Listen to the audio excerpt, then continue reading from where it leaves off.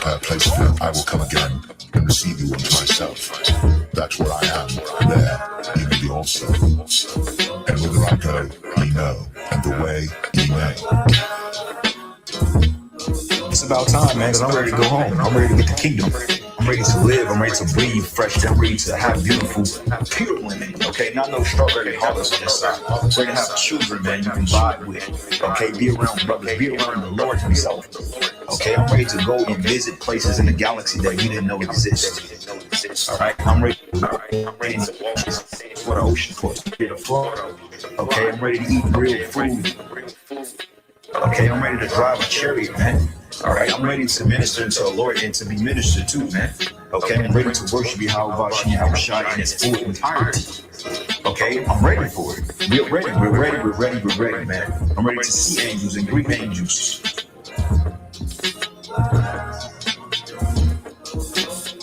But as it is written, eye hath not seen, nor ear heard, neither have entered into the heart of man the things which God hath prepared for them that love him. But God hath revealed them unto us by his Spirit.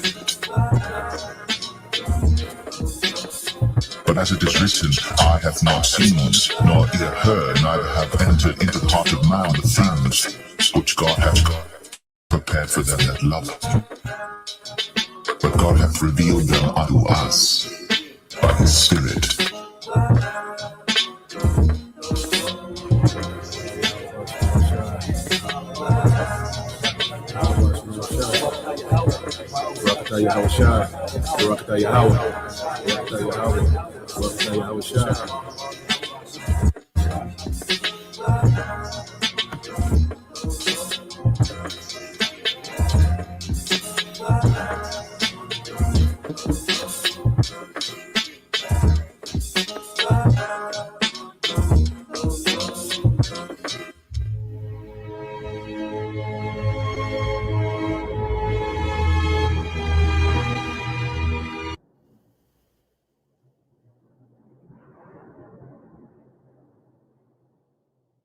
The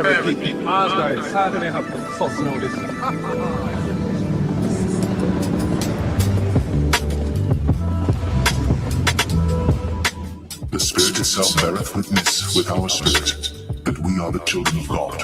And if children, then heirs, heirs of God, and joint heirs with Christ. If so be that we suffer with him, that we may be also glorified together.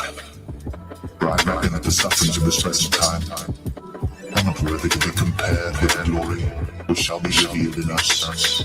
For the earnest expectation of the creature waited for the manifestation of the sons of God. For the creature was made subject to vanity, not willingly, but by reason of him who hath subjected the same, in hope, because the creature itself also shall be delivered from the bondage of corruption into the glorious liberty of the children of God. For we know that the whole creation groaneth and travaileth in pain together until now, and not only they, but ourselves also, which have the first fruits of the Spirit, even we ourselves groan within ourselves, waiting for the adoption to it, the redemption of our body.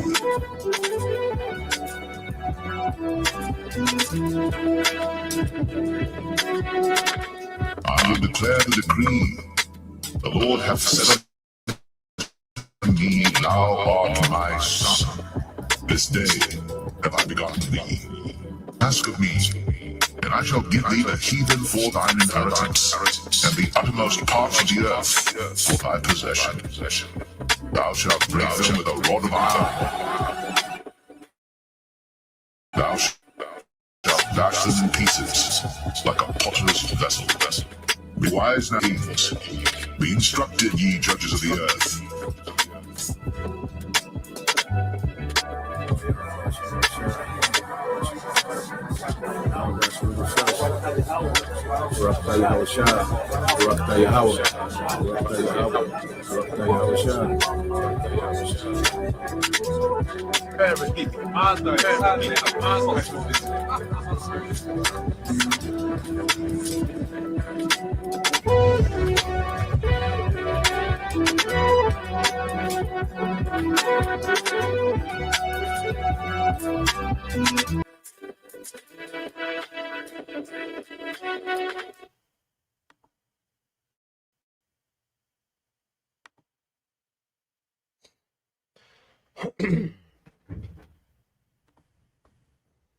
right.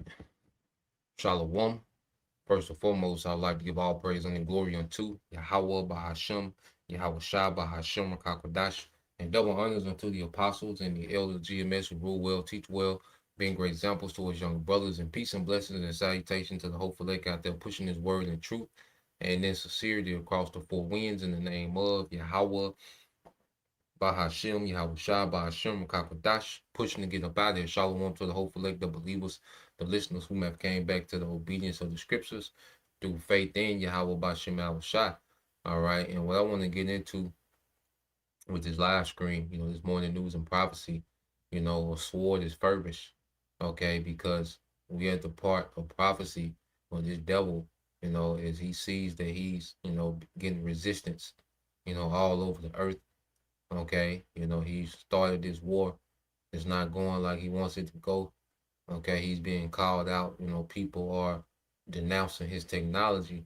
Well, the only thing left for Esau to do is spaz out, with the sword. Okay, and he's getting to that point, and it's the Lord, that's provoking, all right, and agitating Esau to be that madman sparing none. Okay, and the biggest okay, the biggest thing, dealing with the agenda of this new world order is right now the American population, okay? And the American population, which is behind schedule according to the rest of the world, you see? So the sword that, we watch, and for decades has been abroad, all right, terrorizing the planet Earth, okay? It's finna come back home. You see? And these devils already have things in place to cause chaos, crisis. Okay. They have people that they're demonizing with the anti this and the anti this. Okay. For the sake of justifying the sword. You know, we're finna see a lot of destabilization, the way that they do overseas, how they destabilize these other nations, and then they're able to do a lot of wickedness as these nations are destabilized and chaotic. Okay, civil war, you know. So we're gonna see a lot of things here in America before, we get to the point where this devil mandates, this MOTB. Okay. So when you go into, let's get some scriptures, and then I got a couple of videos I want to get into. But when you go to the book of Ezekiel, chapter 33, and verse 1, and I read in the AMP, it says, "And the word of the Lord came unto me, saying, Son of man, speak to the sons of your people who are exiled in Babylon, and say to them, if I bring a sword on a land, and the people of the land take one man from among them, and make them, it says, and make him their watchman, and he sees the sword coming on the land, and he blows the trumpet and warns the people," and that's what the prophets are doing now. The true prophets are warning about what's to come, man. You see, and that's why we're not here for the gimmicks, the games. Okay, we're not here for all the extra, man. We're not here to be comfortable in Babylon, man, in America, man. You see, we coming into serious time. All right, and that's why the Lord raised up serious minded men in these last days that will warn according to what's to come. You see, we gotta be ready to lose everything, man. Okay, we gotta have a mindset on an age beyond this current age, man. This place is over. Okay, that's why we're not caught up, in the day to day. No, we're looking beyond this place, man.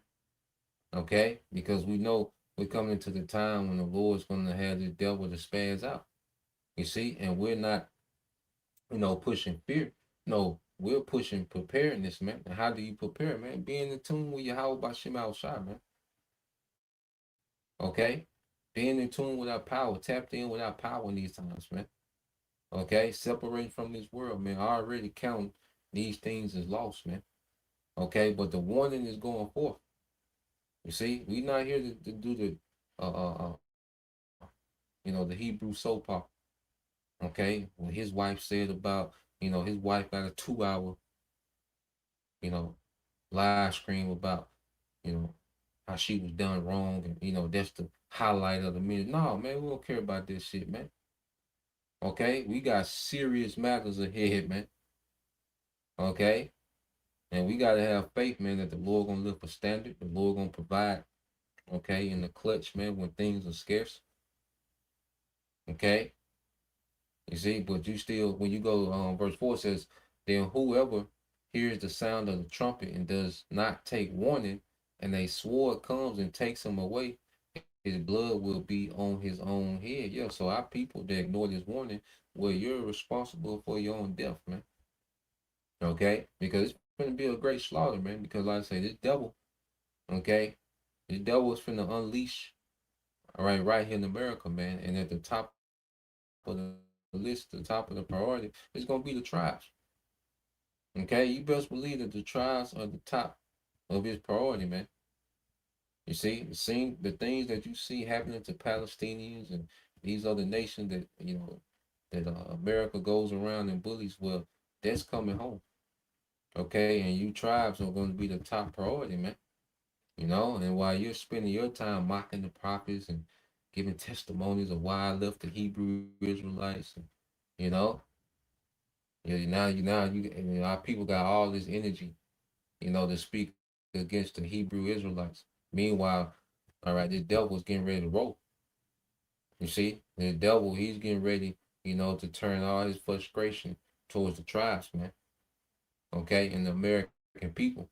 But I say you tribes are going to be on the front line of this devil's wrath, man. Okay, and if you ignore this warning, the Lord's going to give you over to the wrath of Esau, man. Okay, verse 5, it says, he heard the sound of the trumpet, but did not take warning. His blood shall be on himself. But if he had taken warning, he would have saved his life. And the hopeful elect is within the spirit of the hopeful elect to take warning. Okay, it's within that spirit to take that warning. And you see that to hear these warnings and take heed, and only a remnant is going to do that, which is going to lead to salvation, man. Okay, and there's a remnant predestined to take heed to the warning that's going forth, to repent, to tap into faith, to tap into rehearsing of righteous acts. Okay, dying to this world and becoming alive in Yahweh. There's a remnant that's predestined to go through their process, man, because we'll say, through the terror of the Lord, we persuade men.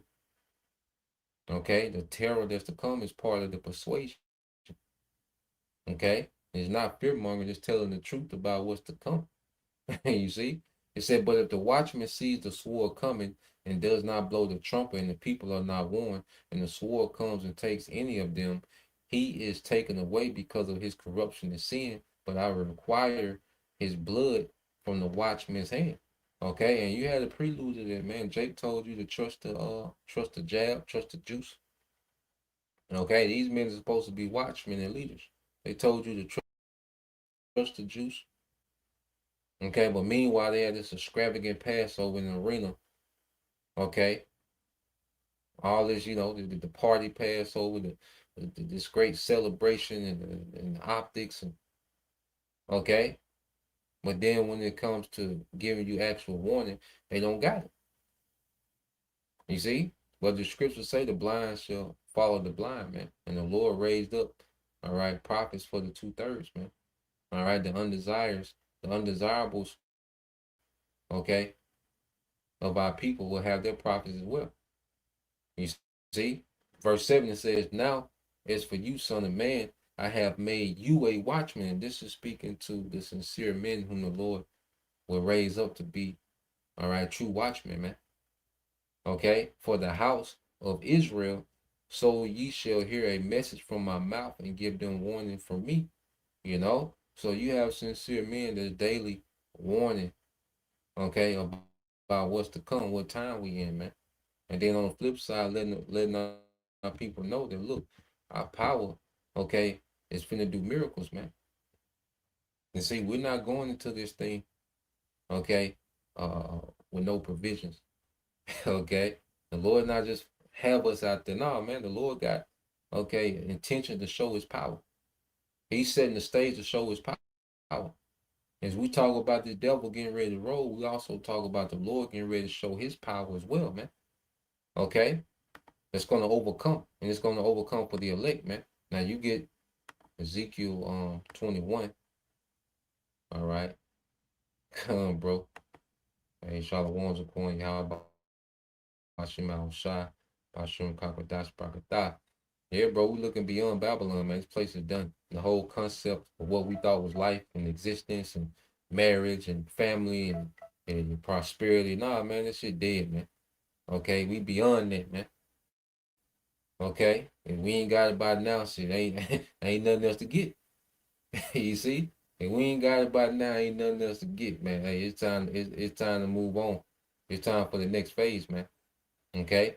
So let's go here. If you ain't did it yet, goddamn. It's the book of Ezekiel 21 and 7. Well, 6. I mean 8. Started at 8. Ezekiel 21 and 8. It says, again, the word of the Lord came to me, saying, Son of man, prophesy and say, thus said the Lord Yahweh Bashim Al Shai, say, a sword from Babylon is sharpened and also polished. Okay? And this devil, the Lord has allowed this devil to tap into, this technology and this weaponry. Okay? And against civilians, it's going to be a slaughter. You see, when he turns loose this weaponry on civilians, it's going to be a slaughter, man. Okay? Verse 10, it says, it is sharpened to make a slaughter, polished to flash and glimmer like lightning. Shall we rejoice when such disaster approaches, man? Shall we be in this playful, okay, clown ass spirit, man? Okay, Jake still want to debate about baptism. Yeah, okay. you want to make that the topic of the hour, baptism, man. Okay? And you want to make, Jake just want to make these counter arguments for nothing. Jake want to play. Jake want to debate. Jake want to be on the poster. Jake want to be a celebrity. Okay? Everybody dropping this track or this album. Like, what are these niggas doing, man? Disaster approaching. You see? And there's a lot of people that know they're Israelites, man. They don't understand, as Yahweh Shai says, if they knew what belonged to their peace, but now is it hid from their eyes, man? And a lot of our people can't even fathom what's getting ready to happen, man. The Lord just unleashing all this judgment in the earth at one time. You see? It said, but it rejects and views with contempt the scepter of my son, all right, which is Yahweh Shai. Because this same sword, Esau Edom, okay, he's against the throne of Yahweh Shai coming to the earth. And that's why he's trying to hurry up and throw this new world order up. He's trying to do these things before the return of Yahweh Shai. Okay? He wants to, all right, unleash wrath on Israel before the return of Yahweh Shai, man. He wants to do all these things, man. Because he wants to X out the blessing of Israel, man. He wants to X out the kingdom of Yahweh Shai. Okay? And he thinks that he's going to be able to combat Yahweh Shai his return. Okay? So this sword, all right, is getting ready to cause Jacob's trouble, civil unrest, and a great slaughter. This same sword is against, all right, the kingdom of Yahweh Shai being established in the earth, man. Okay? And that's where the devil loses. You see? That's where Esau loses, man. Okay? It says the sword of Babylon is ready to be polished so that it may be handled and put to use. The sword is sharpened and polished to be put in the hand of the slayer. Now we know Nebuchadnezzar, all right, he came with a slaughter, during the time of the Neo-Babylonian Empire, man. But remember, this is Babylon the Great. So everything the Neo-Babylonian Empire did, America would do on a greater scale. The Neo-Babylonian Empire was known for conquering. America would conquer on a greater scale.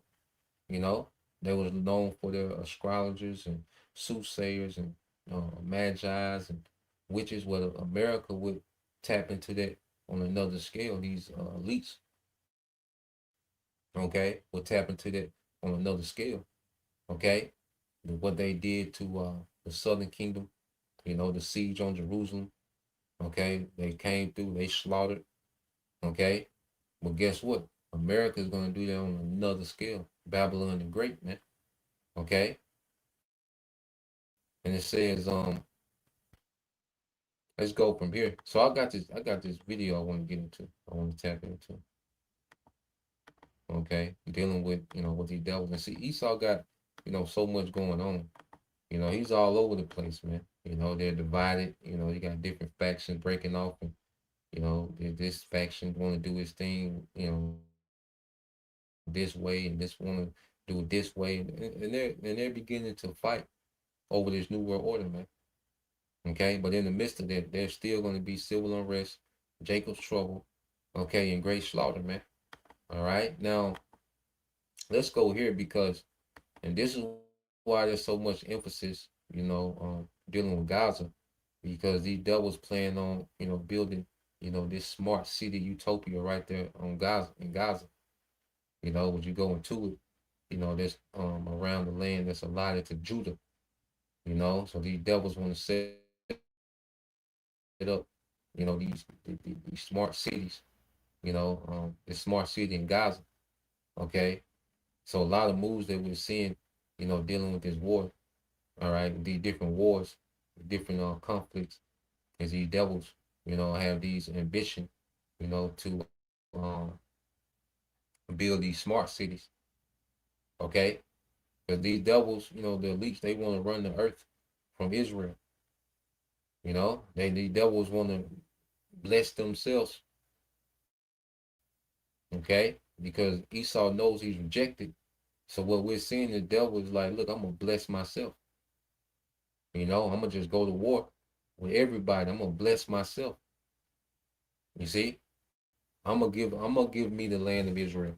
I'm gonna set up a kingdom that can't be destroyed. All the things that's promised to us, he wants to try to do it for himself on the left-hand side, man. But we know he's going to fail. Let's play a little bit of this. For nearly 3 years, we watched a live stream genocide unfold in Gaza.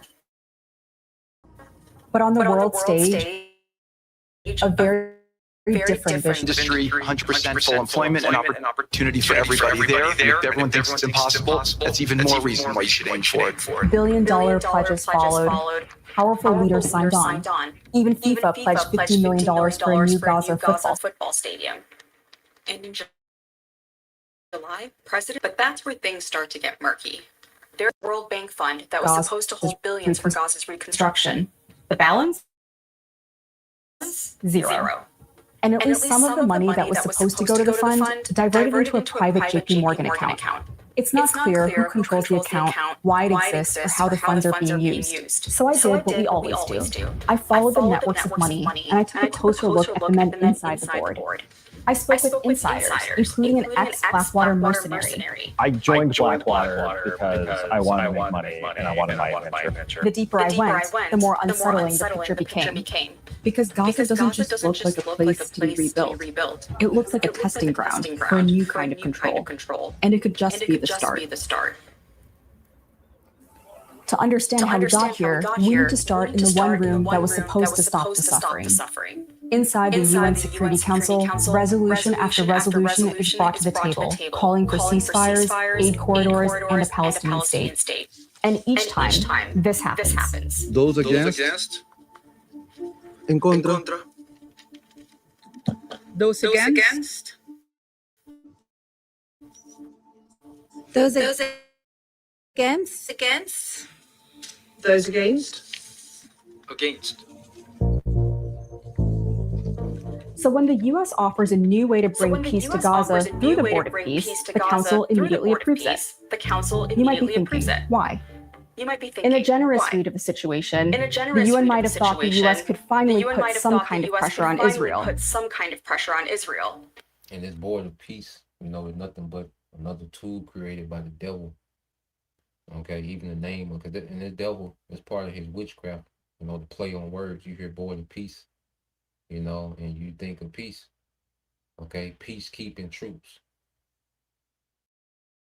Okay, security councils. You hear all these things, but these are nothing but tools, all right, used to establish, all right, this devil's new world order, all right. So the board of peace, which is made up these different nations, okay, and she's gonna go into it, but ultimately it's all about, the reconstruction post-war. They start these wars, and then the board of peace is supposed to come, with peace deal, and then peace deal involves, all right, building smart cities, okay, for the new world order, okay, in these regions that have been war torn, okay. So this whole board of peace in Esau's mind is going to go around ending wars, all right, and coming up with development plans post-war, okay, to build according to what? The infrastructure of the New World Order, which is digital surveillance, okay, 15-minute cities, you see? So let's play this, data centers, you know? But when I sat down with journalist Casey Michelle, he had a much more cynical take. I think this was a low-cost way for other members of the United Nations Security Council to get in President Trump's good graces and to offload something that had been an extremely thorny issue elsewhere. Whichever way you want to read it, the UN makes a huge mistake. It greenlights the board without seeing its most important document, the Board of Peace Charter, which is revealed 2 months later. First, $1 billion is the price tag for a long-term seat. Palestinians have no real decision-making power, but Israel and Prime Minister Benjamin Netanyahu are invited to join as a member state. Second, Trump is made lifetime chairman of the board unless he resigns and names a successor, which means even after he's no longer president, Trump keeps that role as a private citizen. Third, the board can open private bank accounts that are harder to track or scrutinize, like the JP Morgan account I mentioned earlier. And finally, Gaza, the original purpose of this whole initiative, is never mentioned in the charter. Instead, the board's mandate is expanded to any place threatened by conflict, so meaning anywhere. It's easy to not take the Board of Peace seriously at face value, but a say over which conflicts matter and how billions in reconstruction money can be used are massive levers of global power. To understand how that power might be used, we need to take a closer look at 3 men. We're making Jared an envoy of peace. Very smart guy. Like Jared Kushner, founding executive board member who is tasked with brokering high-stakes peace deals.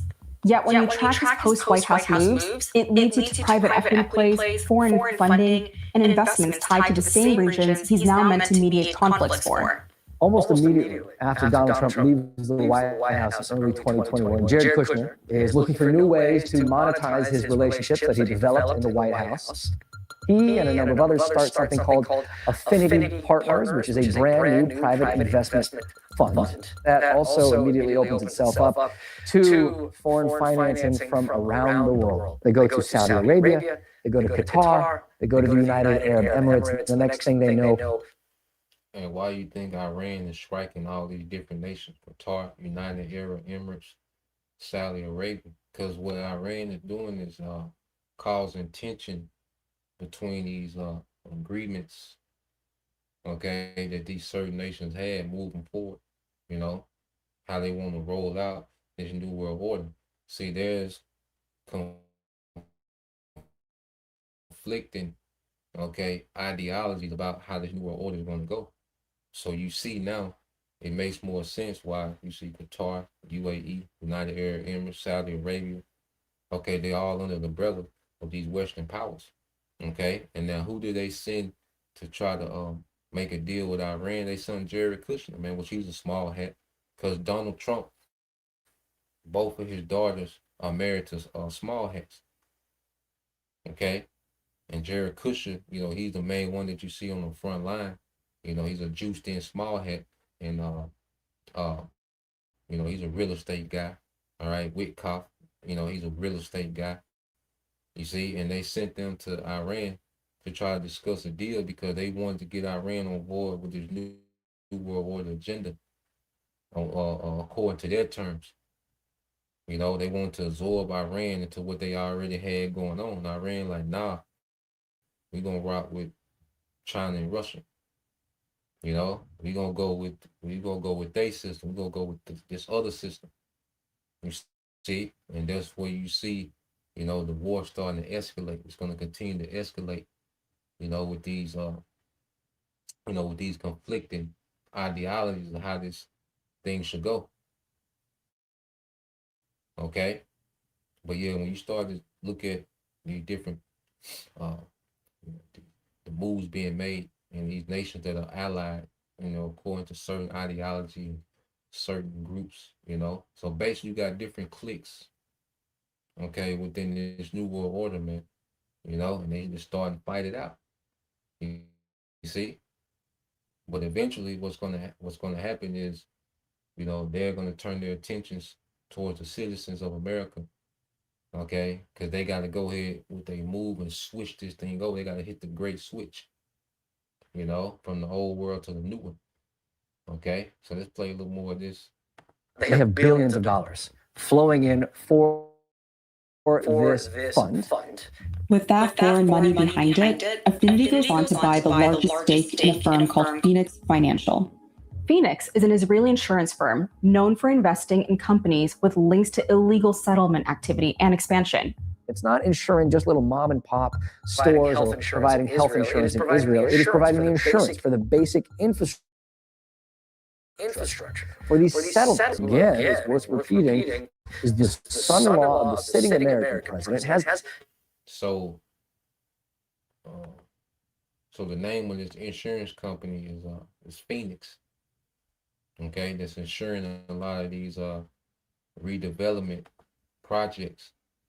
Okay, so when you go into the meaning of Phoenix, okay, so you go into Phoenix. Phoenix is a legendary sacred bird from ancient myth. It lives for hundreds of years, burns up in fire, and then is burned. Then is born again, fresh and young, from its own ashes.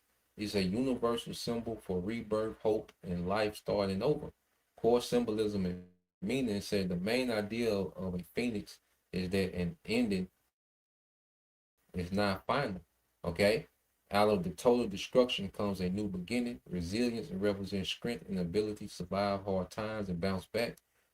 Immortality, because it lives again and again in a never-ending cycle. It stands for eternal life and enduring legacy, man. And this is the ambition of the wicked.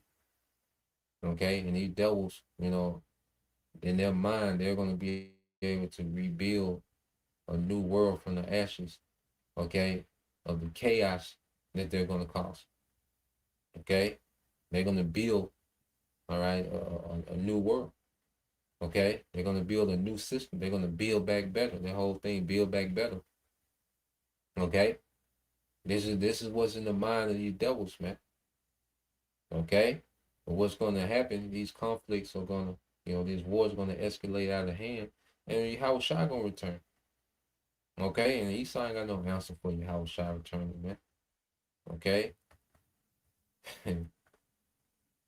So let's go back to it. Okay? Because you're gonna get to the part, you know, dealing with the mercenaries. All right, but there's a lot of emphasis. You know, they want to start, you know, first in Israel. You know, and these devils be behind schedule, man, because they really wanted to bend, you know, have Gaza rebuilt. Okay. Well, see, they can't fully remove, you know, all of Hamas. Then they started this war with Iran. Like Esau got a lot on his plate, man. Okay, because they been wanting to, like, these projects, you know, they be expecting, okay, we go in, you know, as they bomb the hell out of them, you know, just, you know, demolish, you know, all the infrastructure, okay, root all the niggas out of there and come back, you know, because they say things like, look, we're just going to build a smart city over the bodies of Palestinians. You know, that's their mindset.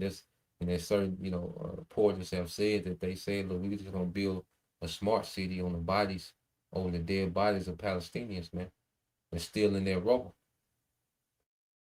Okay? So let's play this a little more. Every financial incentive to push for policies that benefit Israel without any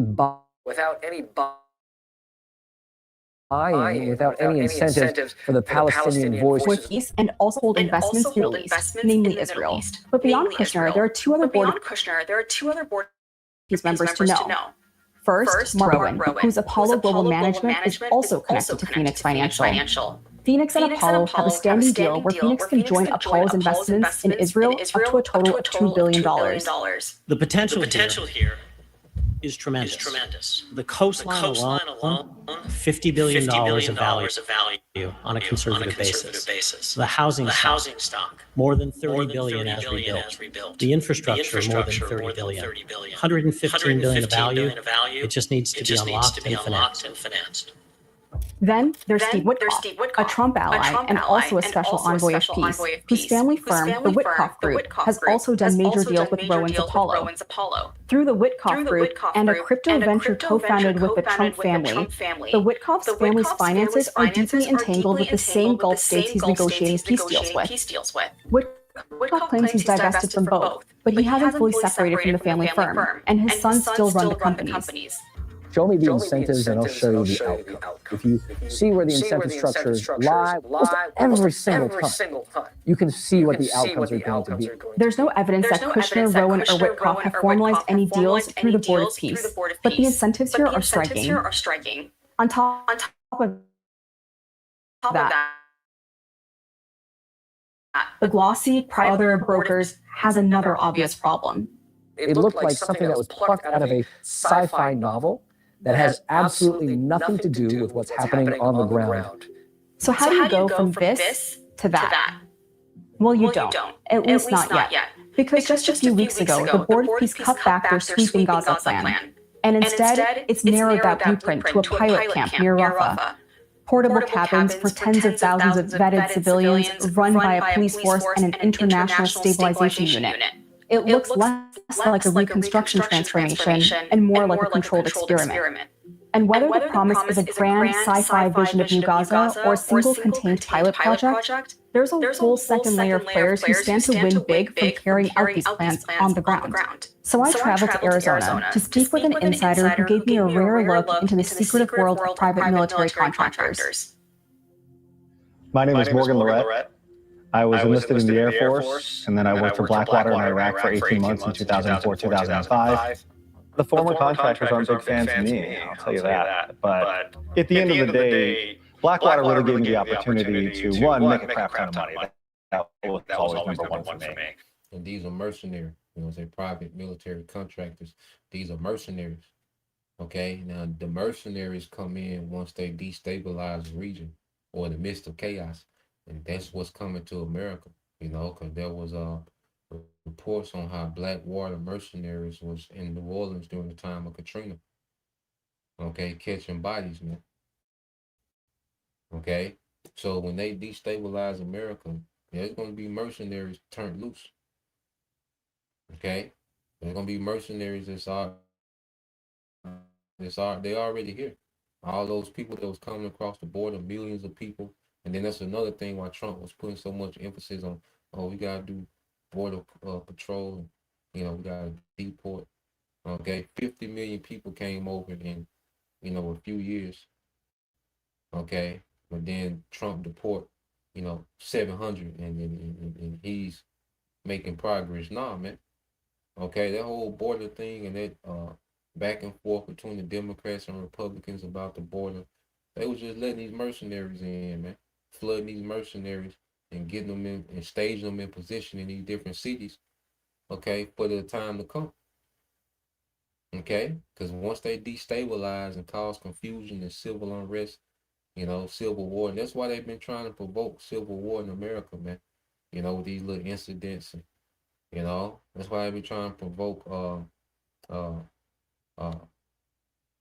sedition, with ICE, ICE going on a rampage. Okay, and then a lot of these mercenaries can just dress up as ICE as well, man. Okay, and then you just have regular citizens able to, dress up as ICE, man. It's gonna be crazy out here, man. A lot of people speak about a time like never before. Okay, so let's play this. And two, go and get that war adventure that I had been training for and been wanting, as a military member for so long. Blackwater was a private corporate hired by the U.S. to provide security during the Iraq and Afghanistan wars. They're basically your modern-day rent-a-army. May very well be one of the most controversial companies in our country. Kind of shadowy army in the war on terror. A privately owned and heavily armed force. And what's on the table for private contractors going into these places? What's on the table is essentially money. You're going to make more money for the same amount of risk that you had already done before in the military. But private security contractors don't operate under standard military laws and regulations. It was one of the worst killings of innocent civilians by U.S. contractors in Iraq. The accusations of indiscriminate shootings by Blackwater guards. Of more than 30 unarmed Iraqis in Baghdad, 17 of them died, including a 9-year-old boy. Despite a series of controversies surrounding Blackwater, it never really disappeared. It went through a number of corporate rebrands and ended up consolidating under a bigger security conglomerate called Constellus. The logos changed, but the basic business model didn't. In 2024, ex-CIA officer Phil Riley, who previously worked for Constellus, started a company called Safe Reach Solutions. As Palestinians in Gaza starved, the Israeli government refused to lift its blockade on aid and instead created a new organization backed by the U.S. called the Gaza Humanitarian Foundation that outsourced aid logistics and armed security to Safe Reach Solutions. Safe Reach Solutions then subcontracted another, smaller firm called UG Solutions. Here's what happened. Desperately with live ammunition and stun grenades. Witnesses say Palestinians were shot while trying to collect aid from the U.S. Israeli-backed humanitarian foundation. Hundreds of Palestinians have been killed while queuing for the food they thought would keep them alive. A UG Solutions contractor alleges that it was the company's contractors who fired on civilians. UG Solutions denies his testimony. You're taking people that are military veterans and you're putting them into a combat zone. It is going to be an absolute fiasco. This is the problem with holding private military contractors accountable, is how do you define the jurisdiction that actually governs them? It's not the Uniform Code of Military Justice. It's not the local laws. It really is this legal gray area that continues to be exploited. And the only people that end up getting screwed by it are usually the guys on the ground. It's not the companies. It's not the politicians. It's literally the guy that was standing there and thought he was making the right decision. And the civilians on the ground, right? I mean, from a contracting point of view, I don't care about that. Like, not to be a jerk, but at the end of the day, the rules of engagement are not the same as the military. Gaza Humanitarian Foundation shut down in November of 2025. But just like Blackwater, the contractor networks behind the foundation didn't disappear. They adapted. UG Solutions repositioned itself around the Board of Peace, branding itself as the go-to firm for the security operations in Trump's plan. They even shared a proposal with the board. And the company is now advertising jobs like this one in Gaza to guard crossings in Rafah and protect infrastructure. Essentially, the contractor doesn't matter, because you could go in there and you could do a horrible job, and all it's going to take is creating a new LLC over the course of 2 or 3 days, getting a couple of new people in leadership and saying, well, now I'm going to bid on that. It's always going to be the exact same people on the background. Just weeks ago. Yeah, and that's what you're going to see in America, after they destabilize, the society. You're going to see mercenaries turn loose. And you see that in Edomite, he said, look, he's not really concerned about citizens. Okay, he just in it for the money. Okay, and you got millions of mercenaries that's already here in America, and they're just here for the money. Okay, so this is what's already staged. It's just the time with these devils. The Lord gonna put the spirit on these devils to start to really destabilize America, man. Whether it's going to be through fuel shortages. Okay, it's gonna be multiple things. It ain't gonna be one thing. It's gonna be fuel shortages, famine. Okay, grid allergies. Okay, all type of things, man. You know, it's going to be happening at the same time. Okay, all he needs to do is destabilize the region, and right, he's going to turn these mercenaries loose, man. All right, and they've already been practicing all over the world. Palestine was a major test ground for Palantir. Okay, it was a major test ground. Okay, for let's say mercenaries. You see, so they've been testing these things on these Palestinians, what they want to bring to America and other parts of the world. Okay, to try to what, man, destabilize. All right, demolition, okay, and rebuild. Okay, and they have a big project in America, man. So it's gonna be crazy in America, man. Okay, yep. And the brother got this. This is GMS How to Warn Hawaii. It says Ezekiel 35:6. Yeah, that nigga he's blood hungry, man. You know, and that's why the Lord is starting to allow these nations starting to get the best of this devil, man. You know, the Iranian military got this nigga in retreat. Okay, it said, therefore, as I live, said the Lord power, I will prepare thee unto blood, and blood shall pursue thee. Since thou hast not hated blood, even blood shall pursue thee, man.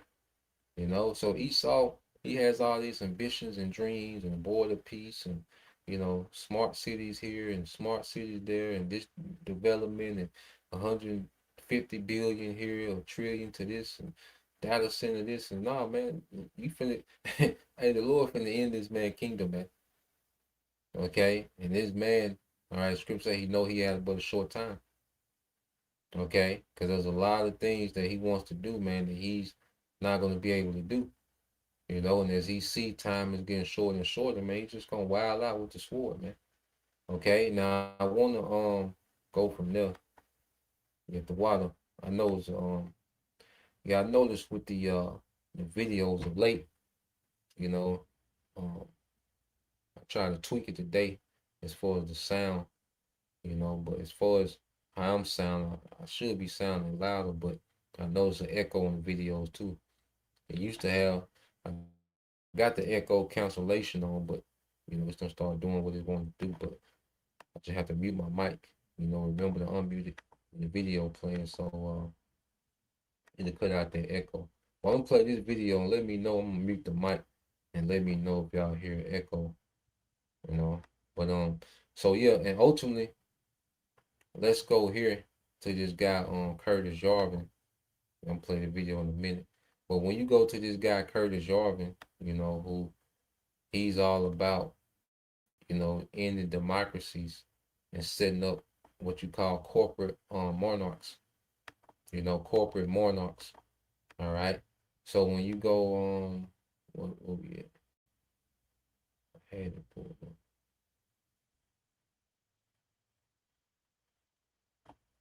Yeah, so Curtis Yarvin is all right. When you go into who is Curtis Yarvin, it says Curtis Yarvin is an American software developer and political theorist born in 1973 who advocates for replacing American democracy with corporate style monarchy. He also wrote under the pen name Mencius Moldbug. It says core beliefs anti-democracy. He argues that American democracy is weak, broken, and beyond repair. He proposes, all right, CEO monarchy. He proposes scrapping the current government and replacing it with a single powerful leader like a corporate CEO or a monarch who runs the state with absolute executive power. Okay, and that's why you see these tech guys coming to the forefront of government. All right, and you see how the way, you know, that they had Elon Musk, you know, at the White House, you know, in casual clothes, feet all on the desk, you know, and it's all signals of what the corporate takeover of government. Okay, and they want to replace government with what? With AI. You see, they want to create these corporate monarchs that run the world. Okay, and the government is going to be AI. AI is going to govern the people. That's why they have all these data centers, man. All right, for AI governance. You see? It said the cathedral, he says he uses this term to describe the combined power of mainstream media, universities, and government bureaucracies that he believes control, all right, society, man. So this guy, Curtis Jarvin, you know, a is a heavy, has a heavy influence, okay, on this theory of technocracy that these devils on the road out called corporate monarchies, man. Okay. So let's play this video.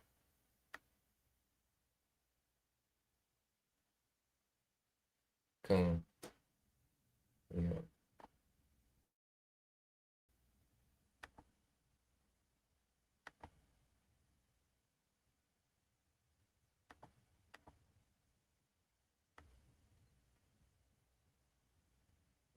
So this is a clip from an old movie, you know, dealing with, let me see. The guy said this is the worst movie president ever. Let's play it. Let's play it. It's crazy. You just listen to it. Listen to it. Let's play it. Here we go.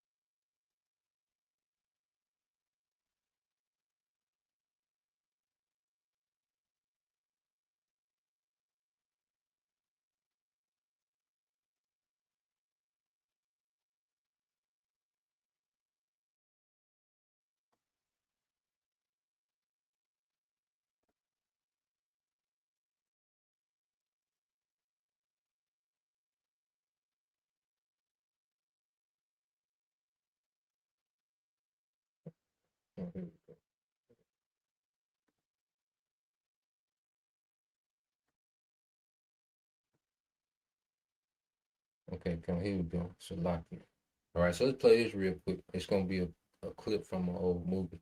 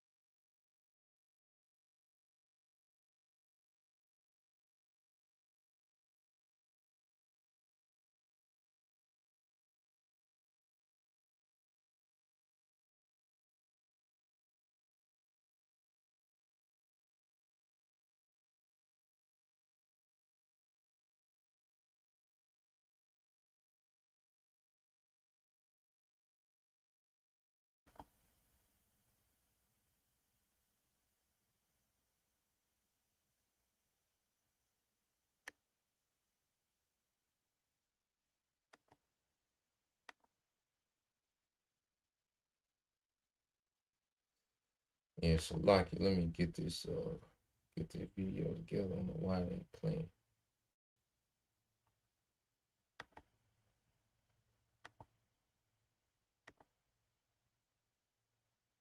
Let's see.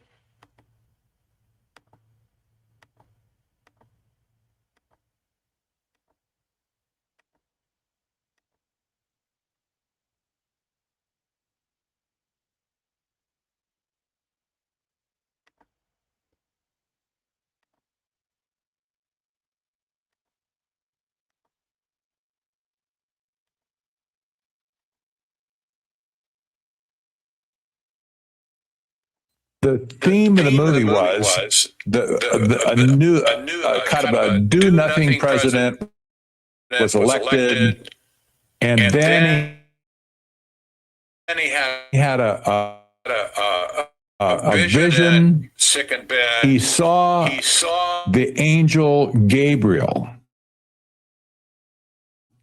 Okay. It transformed his life, apparently. Something happened to him. And all of a sudden, he changed his whole demeanor, his whole approach to government and, making America great again, that sort of thing. Okay. So the backdrop of this is that the angel Gabriel appeared to him and maybe even took over his life, some possessed by angel. With that as a backdrop, he makes this inspired speech to Congress. Okay, so play the rest of it. Okay, here we go. Of the nation, and the sturdy trunk and the branches too. You have spent $4 billion only to aggravate adversity. I ask for $4 billion to restore buying power, stimulate purchases, restore prosperity. You have wasted precious days and weeks and years in futile discussion. We need action, immediate and effective action. Mr. President, there is a movement in Congress for your impeachment. Hardly time for making any requests, however small. Very well. I shall withdraw that request, but I would like to substitute another. I ask you, gentlemen, to declare a state of national emergency and to adjourn this Congress until normal conditions are restored. During the period of that adjournment, I shall assume full responsibility for the government. Mr. President, this is dictatorship. Senator Langham, words do not frighten me.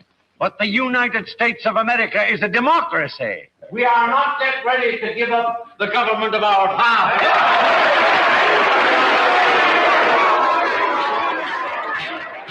Order, please, order. You have given it up. You've turned your backs. You've closed your ears to the appeals of the people. You've been traitors to the concepts of democracy upon which this government was founded. I believe in democracy as Washington, Jefferson, and Lincoln believed in democracy. And if what I plan to do in the name of the people makes me a dictator, then it is a dictatorship based on Jefferson's definition of democracy, a government for the greatest good of the greatest number.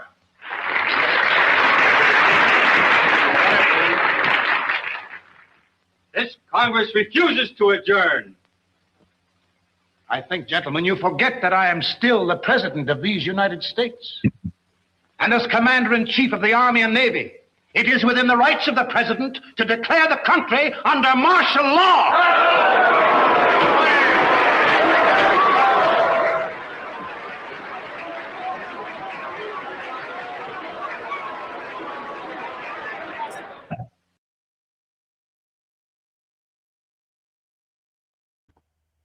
And I can see Trump making that speech, man.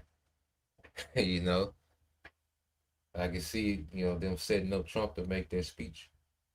Okay? And the government needs to be taken over because it's insufficient. And introduce the world officially to a new way of governing, man, which is technocracy. Okay? Declaring martial law. Okay? So, yeah, we in this time where, the sword is furbished, the devil got things in place. To when he causes, a crisis, when he causes, civil unrest, okay, to go through and slaughter, for Trump to, claim, complete authority over the government, and all Trump is going to do is hand that authority to the technocrats, man, and it's going to be the time of mandating, this technology, okay. So we in some heavy times, man. All right, but we know one thing, all right, that this devil's going to fail, and we don't know nothing else, is that this devil, all right, he's getting ready to fail in everything that he's getting ready to attempt to do, okay? So when you go, let's go from there. Let's get this real quick.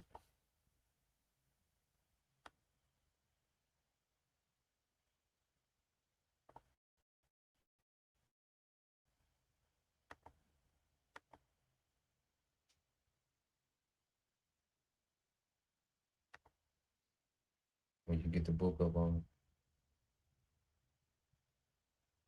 Psalms chapter 2.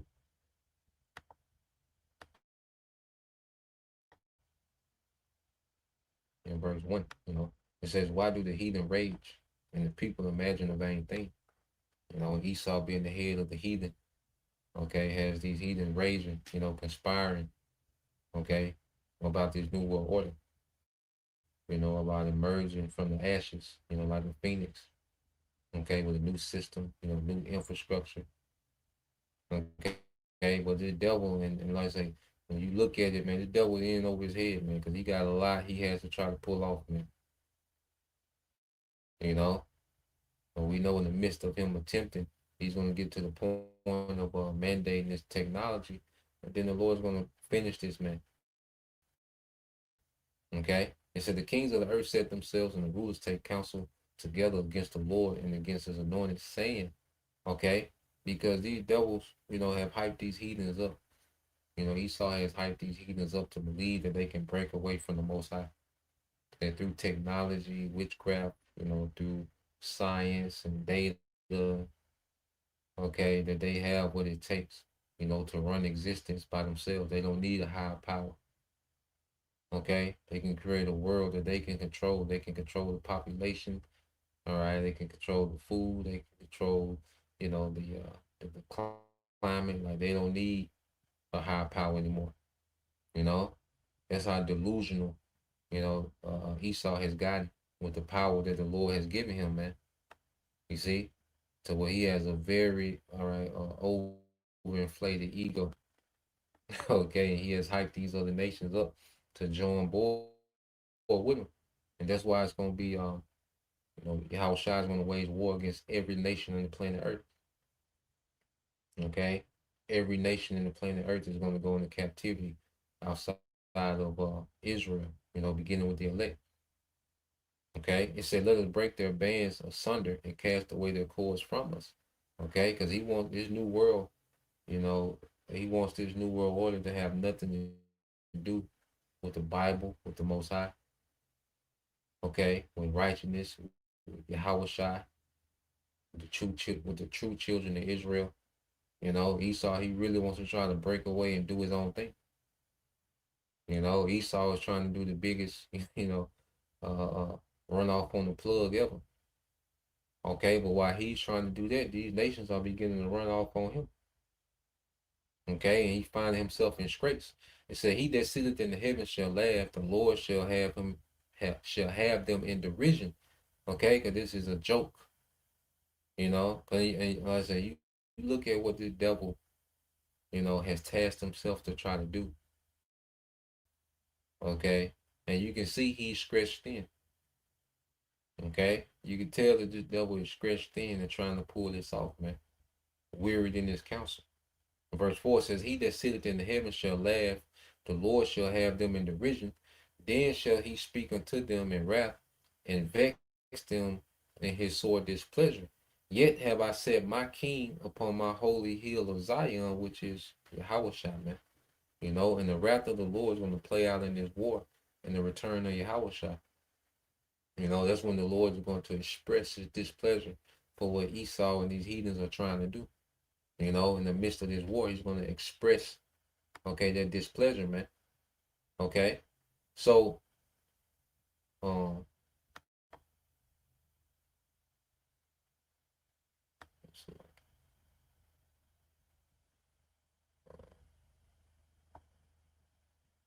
yeah. Let's read verse 6 again. And it says, yet have I set my holy hill. Yet have I set my king, which is Yahweh Shai, on this holy hill.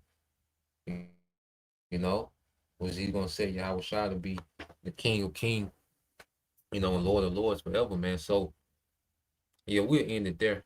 All right. Lord will, you brothers, all right, and you few sisters edified once again, and give all praise and glory unto Yahweh Bahashem, Yahweh Shai Bahashem, Makakadash, and double honors unto the apostles and the elders of GMS who rule well, teach well, being great examples towards younger brothers, and peace and blessings, salutations, and hope for next Shalom.